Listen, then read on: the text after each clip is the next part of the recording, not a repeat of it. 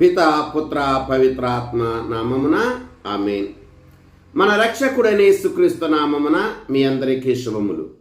క్రీస్తు స్వరం వీక్షకులకు స్వాగతం. యేసు ప్రభు మనలను మన కుటుంబాలను చల్లగా దీవించునుగాక.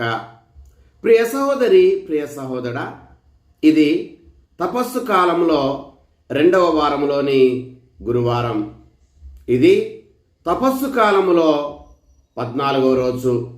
ఈనాటి సువార్త పఠనం లూకా సువార్త 16వ అధ్యాయము 19వ వచనం నుంచి 31వ వచనం వరకు. ప్రియ సహోదరి, ప్రియ సహోదరా, తపస్సు కాలం మనము మన తోటి వారి పట్ల శ్రద్ధను చూపించవలసిన కాలం. తపస్సు కాలం మన తోటి వారు పడేటువంటి కష్టాలను, వారు పడేటువంటి ఇబ్బందులను అర్థము చేసుకుని మనము చేయగలిగినటువంటి మంచిని చేసేటువంటి కాలం.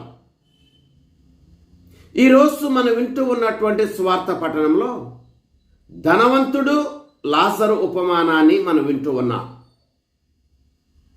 ధనవంతుడు లాజరు ఉపమానాన్ని యేసు ప్రభు చెప్పింది ఏదో ధనము గూర్చి, పేదరికం గూర్చి కానే కాదు. కానీ యేసు ప్రభు ఈ ఉపమానాన్ని చెప్పింది మన తోటి వారి పట్ల మనం చూపించేటువంటి ఉదాసీనతే గొప్ప పాపము అని మనకి నేర్పిస్తూ ఉన్నారు. చాలాసార్లు మనం మన తోటి వారి పట్ల చాలా ఉదాసీనతతో ఉంటాం.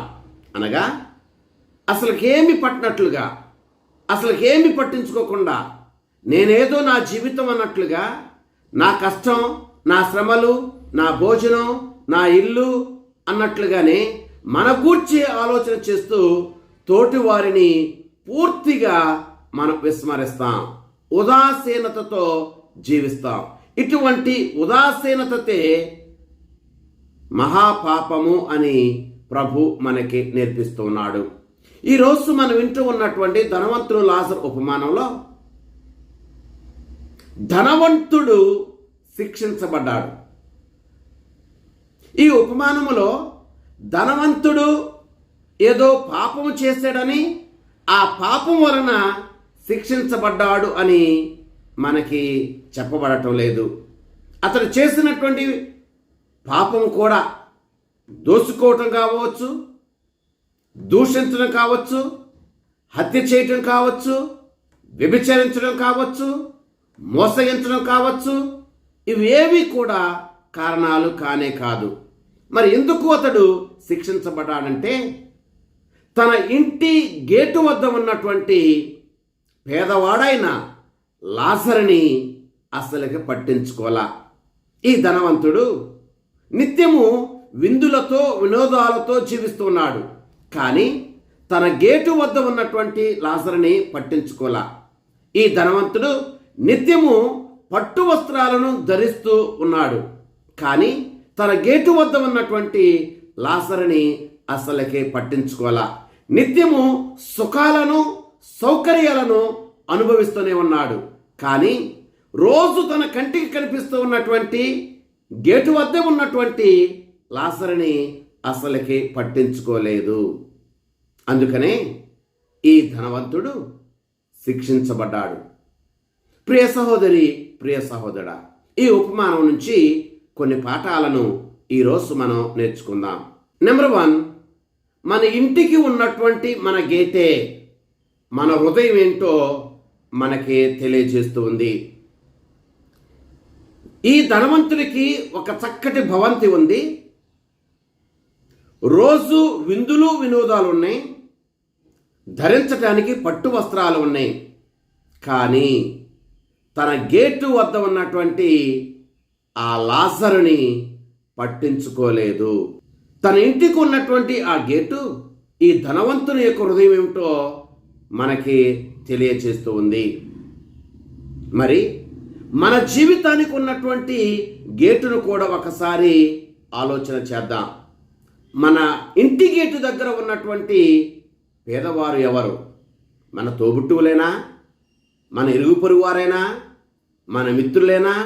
వారిని మనం పట్టించుకుంటున్నామా?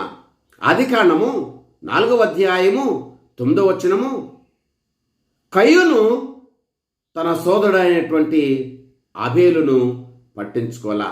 మనం మన తోటి వారి పట్ల ఉదాసీనతతో ఉంటున్నామా, లేక వారి పట్ల శ్రద్ధ చూపుతున్నామా? ఈ తపస్సు కాలంలో ప్రశ్న వేసుకుందాం.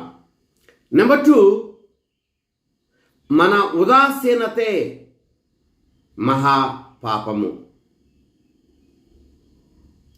ఈనాటి సువార్త పట్టణంలో ఇందాక మనం చెప్పుకున్నట్లుగా ఈ ధనవంతుడు శిక్షించబడటానికి ఇతడు చేసినటువంటి పాపము ఏది కూడా అక్కడ వ్రాయబడల.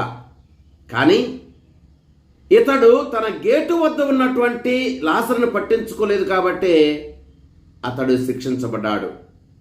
అతడు చేసినటువంటి పాపాలు కాదు అతడు శిక్షించబడింది, అతడు చేయవలసినటువంటి మంచిని చేయలేదు కాబట్టి అతడు శిక్షించబడ్డాడు. యాకోబు గారు రాసిన లేఖ 4వ అధ్యాయం 17వ వచనములో ప్రభు ఇలా అంటున్నాడు, మనకు మంచి ఏదో తెలిసినప్పటికీ ఆ మంచిని చేయవలసి వచ్చినప్పుడు ఆ మంచిని చేయకపోవటం వలనే పాపము అని మనకు తెలియజేస్తున్నాడు.